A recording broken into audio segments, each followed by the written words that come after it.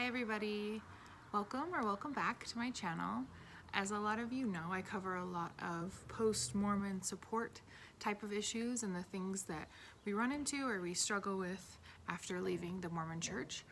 And if you don't know, I have a whole playlist on these topics and I get a lot of questions on them as well. So I have quite a few topics backed up that I will be shooting videos on.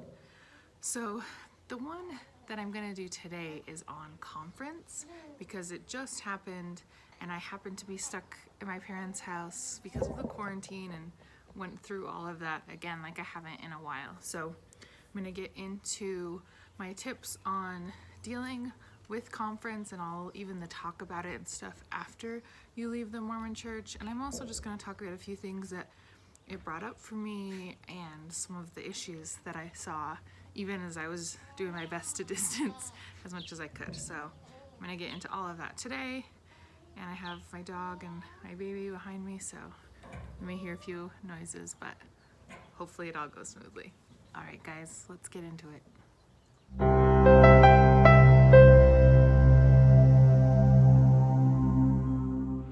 All right, so let's jump into my tips for dealing with conference.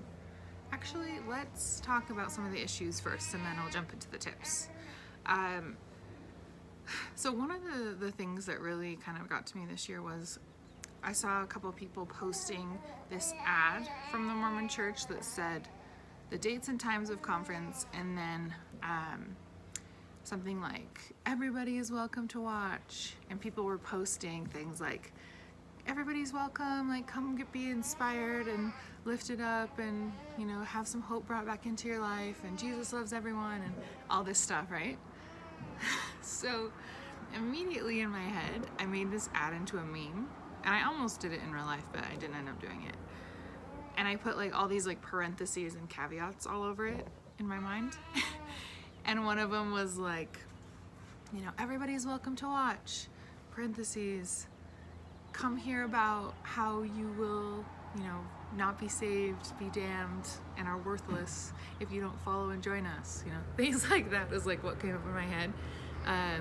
Jesus loves everyone, parentheses, this actually only applies to you if you are straight, never drink coffee, never drink wine, never swear, never go to movies that swear.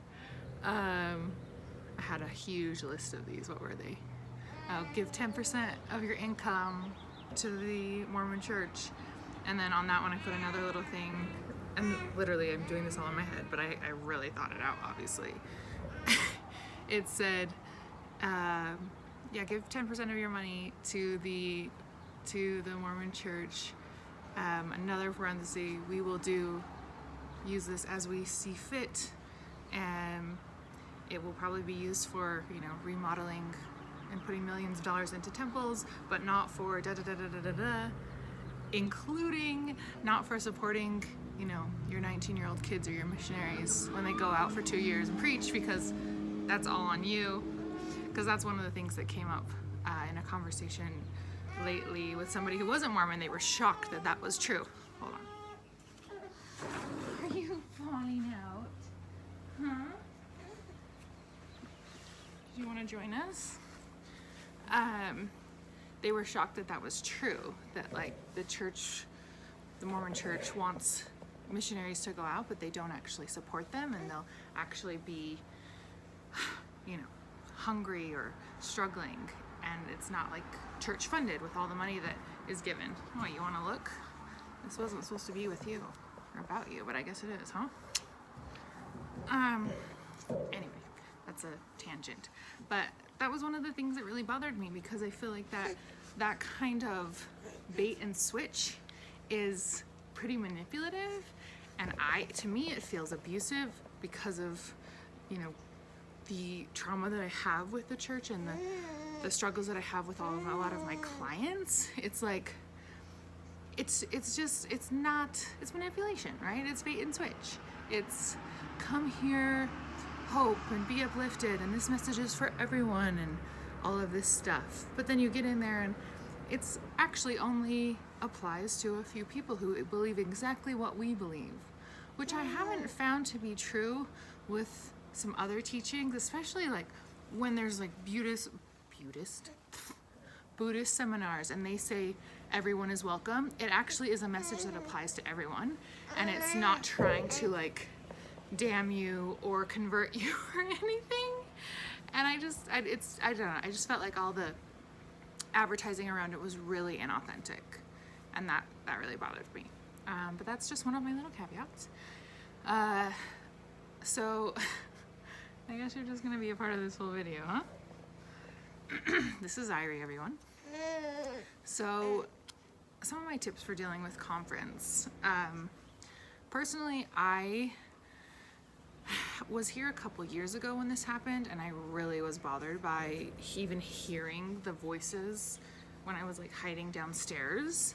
And so when I realized I was going to be here again this year, because we're not able to fly out because of the quarantine, so we're stuck for a bit, I kind of prepped and planned, and I got a bunch of food and drinks so we could just stay downstairs if we needed to and wanted to. Prepped some movies. I literally turned on white noise and movies sometimes, or white noise and music and like a movie and headphones. Like I had so many ridiculous things.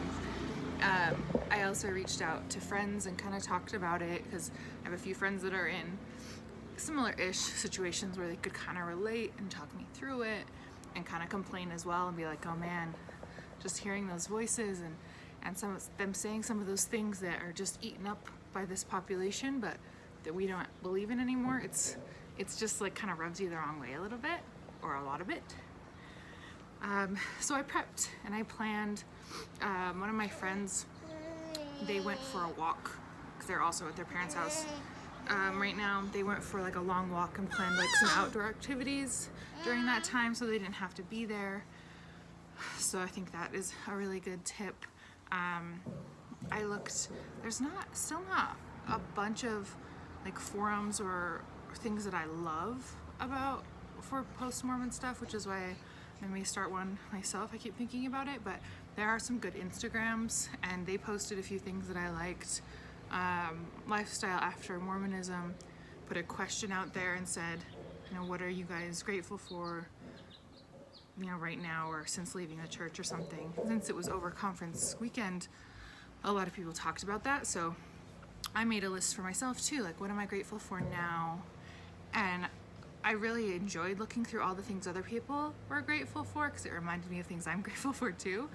But I really noticed a theme of being able to now live and not feel bad about who you are, to feel like you're accepted now, to be really authentic now. Like that was a theme that really carried through in a lot of people's posts and comments, and I really like that because I feel like that's really true. That's what it gives a lot of us who leave. We don't feel shame as much about who we are or what we want. We just can be, and that's something that I feel like I wish was just standard for everybody, but it's not, right? And there's still a lot of guilt that we have to work through after leaving, but immediately I feel like you don't have to try to fit and force yourself into a box that you don't fit in anymore, so you can immediately be like, I'm okay, like I'm okay now. I don't have to judge myself by someone else's standards. So gratitude lists for where you are now helps for sure. A few of my clients and my friends and myself all had a bit of wine also over conference. That's not for everyone, obviously, but that was kind of not only something that we like now and can enjoy guilt-free, but also just something that's like, hey, this is something that I wouldn't have been able to do before and that I enjoy, and I'm going to cheers to all my non-Mormon friends out there. So things like that I think are fun as well. Doing things that connect you, back into what you enjoy. Like my friend went into nature, planning more meditation, watching comedy. I ended up watching some comedians one of the evenings, which I really enjoyed as well. Just like things like that, like do things that you enjoy that maybe you wouldn't have been able to do or you'd feel guilty about, or even not, like watch a Disney movie, like if that makes you feel good. Just do things that you want to do, not that people are telling you to do, but that you want to do, right? just for you. Yeah, so those are some of my tips. I should have brought my paper out because I'm sure there's a lot more that I forgot. But if you guys have any that you would add, any tips for getting through, any things that you did, or any issues that came up for you. I know this is a lot harder when we first leave compared to like me now, where I've been gone a long time. And then also, like, usually I'm not here and I don't even realize that it's conference weekend unless I see someone post something about it or something, but it's a non-issue for me.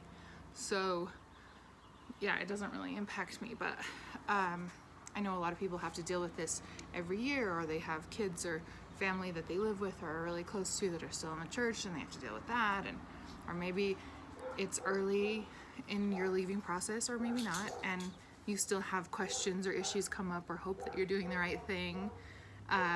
That's a whole nother thing, and I'm going to do a video on that too, because I have a couple people who asked about that, and I've worked with one of my clients specifically on that.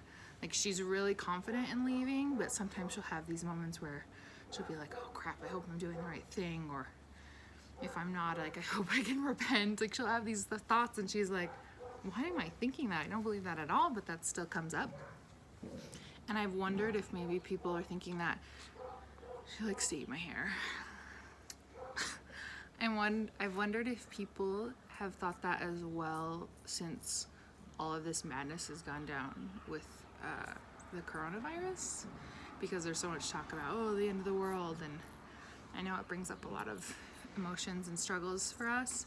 And then also, you know, what I work with a lot of people on is reworking your beliefs and your value system, and that plays in a lot to this, because you have to rework what you think about heaven and hell, and if there is one, and you know, what you believe about death and the point of life and all of that. So that plays into a crisis like this too, right? Where you would turn to for comfort, or the ideas you may turn to for comfort, or the things you would do to get through no longer apply.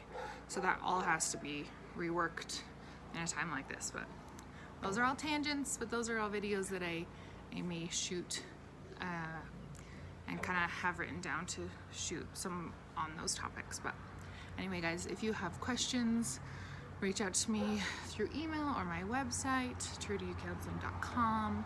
You can comment below if you want to share your experience, or offer others people support, or just offer a comment that's uplifting and supportive and kind, because that's what we're trying to do. We're trying to support each other and send love out, right? Right? So anyway, yeah, sorry about the baby joining, but that's how it is sometimes, huh? So I will talk to you all later, guys. Reach out if you need anything. Reach out if you want to talk to me about individual support or therapy or online support or anything. All right, bye. Bye. Can you say bye? Bye.